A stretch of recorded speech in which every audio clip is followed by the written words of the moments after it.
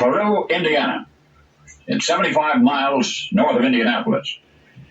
In the 1890s, that was the heart of corn country. The town population was 1,500. The trains didn't even stop there. Grandfather was semi-retired in the town of Peru, and grandfather was $7 million rich. As family patriarch, especially as one so well endowed, he could afford to be autocratic. For example, he dictated his grandson's future. His grandson would attend Harvard Law School and become a lawyer, and that was that.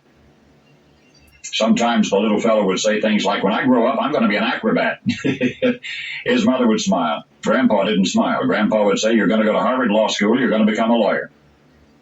So early in life, the youngster reconciled himself to that idea. Grandson completed his undergraduate studies at Yale, 1913. Grandfather seized the occasion to remind the young man of an earlier promise. The day he received his degree in law, he would also receive 1/6 of his grandfather's fortune, more than $1 million. And the young man entered Harvard Law School. And this is the rest of the story.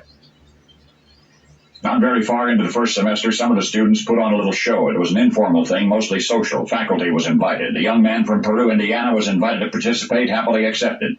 His mother had taught him to play piano when he was very young. He enjoyed entertaining his friends whenever the opportunity arose. And now it so happened that a gentleman named Ezra Ripley Thayer was present for that student performance. And Mr. Thayer was dean of the Harvard Law School. Well, Mr. Thayer heard the Indiana boy play the piano and heard him sing. And when the performance was over, he, the dean, took the young man aside. Now, this is the dean of Harvard Law, Dean Thayer, and these are his precise words to the young fellow, quote, I want to tell you something that may injure your self-esteem, but I think it best for you. Frankly, your law marks, meaning your law grades, are abominable. You will never be a lawyer. But your music is very good indeed.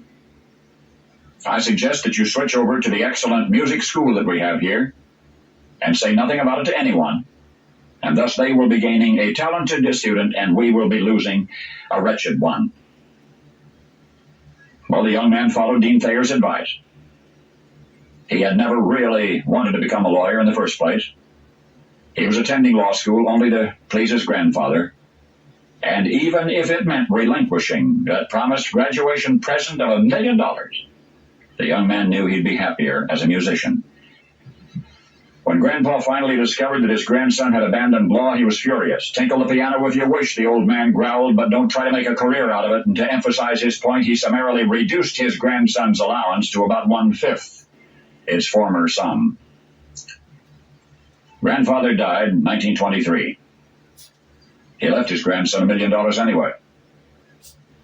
But surely he never imagined how the whole world would be richer for his grandson's decision to quit law school in 1913 for the boy from Peru, Indiana, who risked disinheritance just so he could go on playing the piano and writing his own songs. The young man who laid down the law was Cole Porter. And now you know the rest of the story.